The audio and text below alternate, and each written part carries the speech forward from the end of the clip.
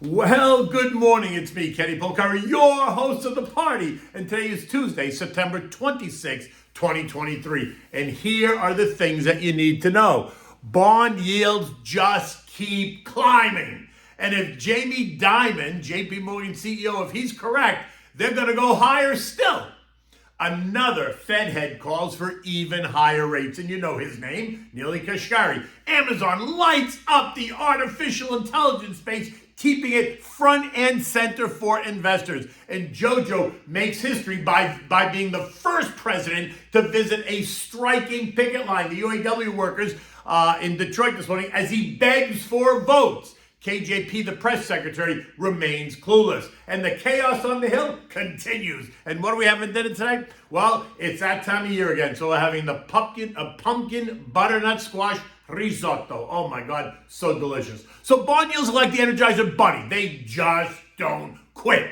Bond prices fall and yields go up, right? Up and up and up. The TLT, the iShares 20-year Treasury bond ETF, plunged by 2.5% yesterday, taking it down to 89.18, a level it has not seen since January of 2011. That's right, 12.5 years ago when bond yields were kissing 4.5%, just like they are today. In fact, the 10-year bond ended the day up 10 basis points at 4.533%.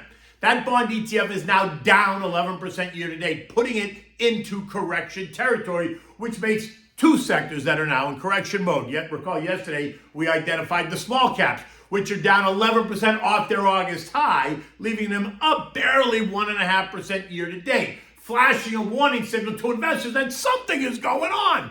Minneapolis Fed President Neely Kashkari participating at the Wharton School in a conference telling us that, and I quote, "If the economy is fundamentally much stronger than we realize, on the margin, that would tell me that rates probably have to go a little higher and to be held higher for longer to cool things off." Now, that's not new, right? That's on his first go-around. That's on his first go-around in saying higher rates, but this is his first go-around as being a voting member of the group. And he's been very vocal about where rates should go. He is, or was, in the group calling for a 6% terminal rate. Remember, that included Cleveland's Loretta Mester and St. Louis's Jimmy Bullard, who, by the way, is no longer a member of the Fed, right? Because he left to be a dean at the Purdue Business School.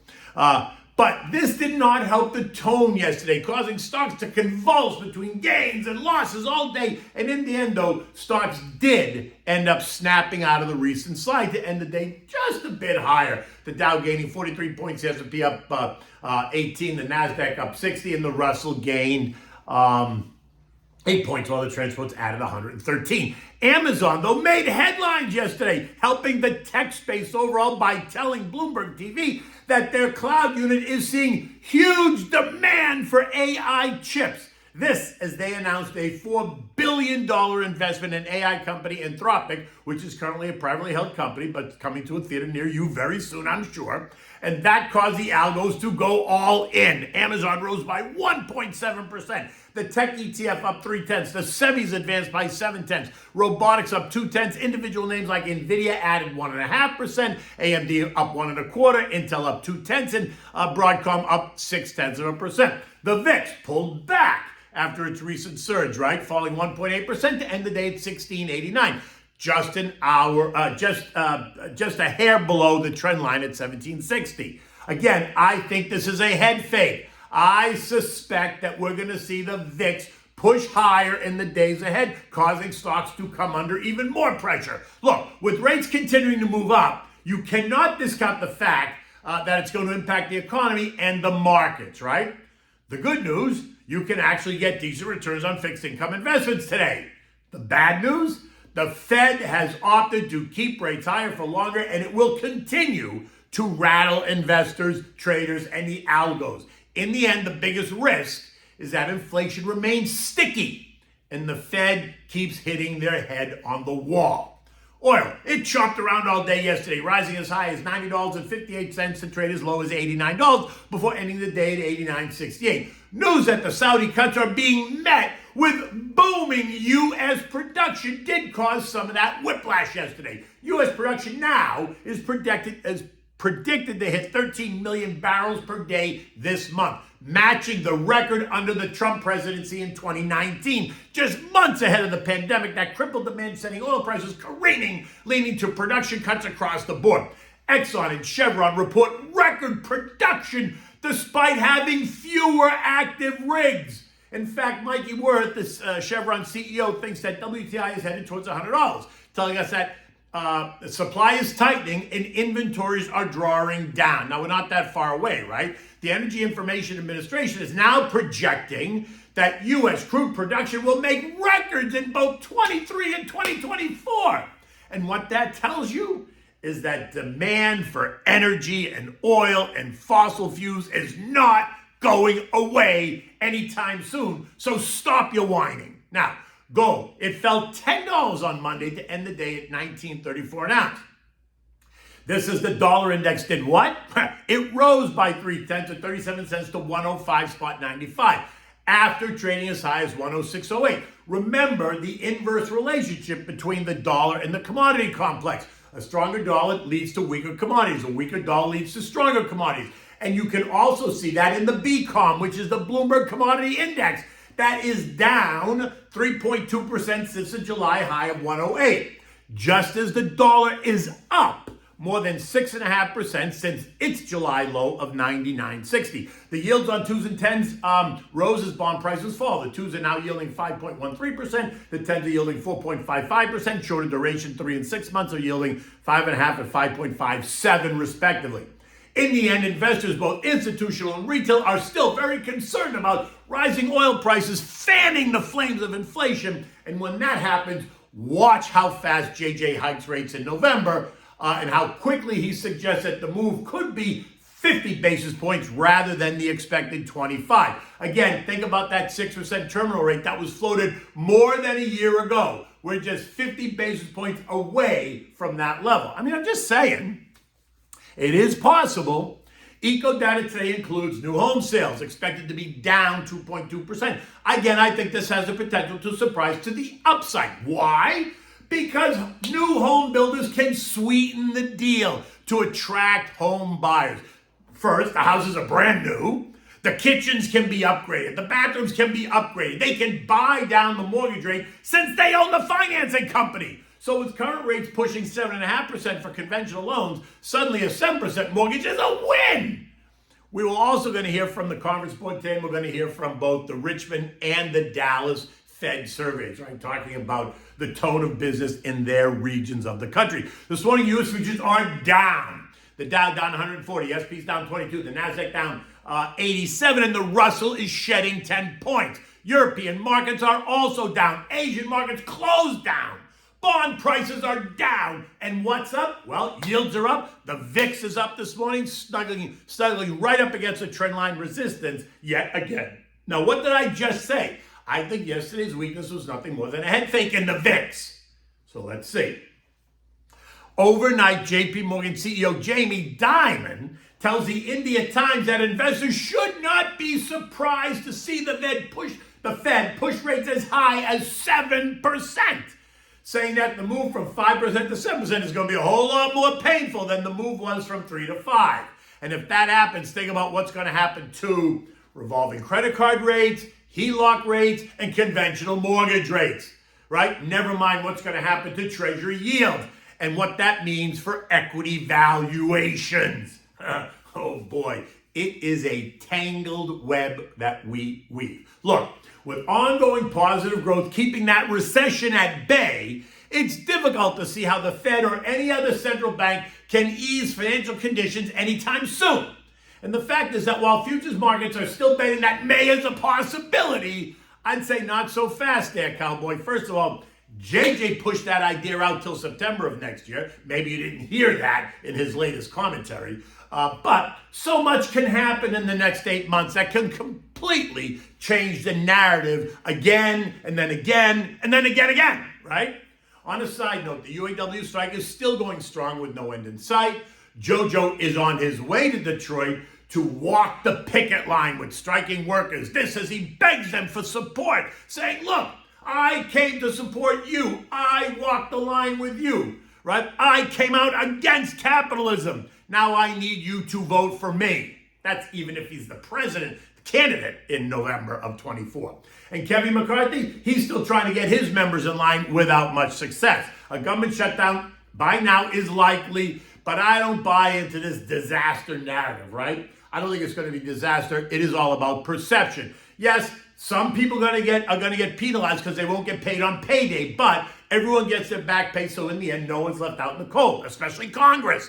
They make sure that they get paid, which is exactly the issue. They are the ones that should not be getting paid during this crisis, leaving everyone else to be able to get paid. But let's not go there right now because that's just infuriating. In addition, we now have Moody's threatening a debt downgrade as a result of this latest battle on the Hill, and you can bet that S&P and Fitch are not far behind, which, by the way, isn't helpful at all. It only adds to the broader angst for the markets. As noted, European markets are lower this morning. It's all the same issues, right? Higher rates for longer, concerns over sticky inflation. The German 10-year Bund, like U.S. 10-year treasuries, hit their highest level in a dozen years. Eurozone yields also climbing as investors there await more inflation data this week that's going to set the path forward for the ECB. At 6:15 this morning, all the markets are down between 0.1% and 1%. The Eurostock is the one down 1%. The S&P ended the day yesterday at 43.37, up 17 points. And this morning, it looks like it's going to take back some of those points anyway, if not all of them, as investors try to decipher what's next. The end of the quarter is only days away now. This is we enter then the jinx zone, otherwise known as October, which can also be a volatile month for stocks. Now remember, I said it yesterday on the Claimant Countdown with Cheryl Casson.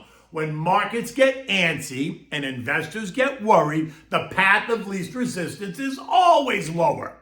Good stocks will get arbitrarily dislocated because asset managers and retail investors will use them like an ATM, withdrawing cash as needed. And that's where you'll find your good opportunity, just saying. I mean, look, buy Microsoft down 15 or 20%. That's a bad idea. It's currently off by 14% since the July high. Oh boy, is patience a virtue. I keep saying that. Now, don't forget the second GOP debate that's tomorrow evening, taking place at the Reagan Library, hosted by Fox Business's Dana Perino, Stuart Varney, and Telemundo's Ilya Calderon. While the field has shrunk, the participants now include Doug Burgum, who just qualified. So that makes 7 people on the stage: Christie, Pence, Ramaswamy, Haley, Scott, DeSantis, and now Burgum. Okay, so that's all very exciting, and I'm sure it's going to be, it's certainly going to be televised, but hoping it's going to be well watched because people should understand and listen to at least what the other side has to say. Okay, so we're having for dinner. This is really kind of a holiday idea, right? We're starting with the holidays, so it's a pumpkin butternut squash risotto. It's that time of year again, and you start to see the pumpkins all over the place. You walk into the grocery store, they're everywhere, right? It's brisk out, so it's a great hearty dish. This is easy to make because you bake this one, and it makes it that much more delicious to eat. So for this, you need chicken broth, arborio rice, butternut squash. You need 1.5 cups of pumpkin puree, not the pie filling, but pumpkin puree. You need a large diced onion. You need chopped fresh basil, plenty of fresh grated Parmigiana cheese, olive oil, and the kicker, of course, is a tablespoon of mascarpone cheese. Now, mascarpone is a soft white cream cheese from the Lombardy region in southern Italy. It's the result of the culture being added to the cream that they skim off of the milk used in the production of Parmigiana cheese. Right? It has a consistency of soft cream cheese, and it's used in a variety of Italian dishes, including desserts, like tiramisu is made with mascarpone cheese. Now, preheat the oven to 400 degrees. In a large baking dish, combine the rice, cut up the butternut squash, the pumpkin puree, the diced onion, and the chicken broth. Season it with a bit of salt and pepper, mix it well. Put it in the dish. Now cover it tightly with a lid or with tin foil and place it in the middle rack in the oven. Revisit it every 10 minutes or so and stir it up. Mix it up when it's in the pan, right? It's going to be done when most of the broth has been absorbed and the rice is no longer hard, right? So you got to taste it. You shouldn't really cook this much more than 40 minutes max. Max. So make sure you're checking it. Remove it from the oven. Now you're going to add the Parmigiana cheese and the mascarpone cheese and the chopped basil. Mix it well. Be careful not to smash up the butternut squash, right? And then you want to serve this immediately in warm bowls. And if you're using this as like a side dish for Thanksgiving dinner or some other dinner event that you might be having at your house, then serve it on a nice white platter for your guests to enjoy. And always, as usual, have more grated Parmigiana cheese on your table, because God knows you can never have enough fresh grated Parmigiana cheese. In any event, look, the sun is just starting to peek its head up over the horizon, so the day has begun officially here in South Florida. Until tomorrow, take good care.